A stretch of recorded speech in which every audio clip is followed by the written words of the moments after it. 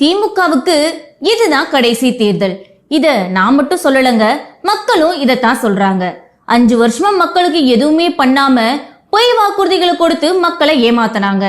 இந்த முறையும் பொய் வாக்குறுதிகளை கொடுத்து மக்களை ஏமாத்திடலாம்னு நினைக்கிறாங்க. ஆனா இந்த முறையும் திமுகவை மக்கள் நம்ப தயாரா இல்ல.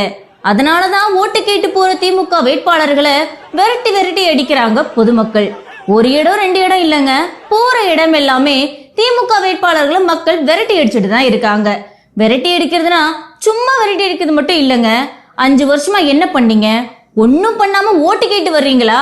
இனி இந்த பக்கம் ஓட்டு கேட்டு வரவே கூடாது அப்படின்னு கேள்விகளால தொலைச்செடுத்து தான் விரட்டி அடிச்சிருக்காங்க. சங்கரன் கோவில், திருச்செந்தூர், திருப்பத்தூர், கடலூர், கும்பகோணம், உத்திரமேரூர், தர்மபுரி, அரவக்குறிச்சி, குறிஞ்சிப்பாடி, பல்லடம், தஞ்சை, செய்யாறு, மண்ணச்சநல்லூர், ஆண்டிப்பட்டி, திருவைகுண்டம், தாராபுரம் பகுதிகளில் வாக்கு கேட்டு போன திமுக வேட்பாளர்களை மக்கள் விரட்டி அடிச்சிருக்காங்க. செந்தில் பாலாஜி, அனிதா ராதாகிருஷ்ணன், ஐ பெரியசாமி, விஜி ராஜேந்திரன் இவங்க எல்லாரும் ஓட்டு கேட்டு போய் அசிங்கப்பட்டு வந்தவங்க தான். இது மூலமா ஒண்ணு மட்டும் தெளிவா தெரியுது, இனிமேல் திமுக ஆட்சி வரவே முடியாதுன்னு.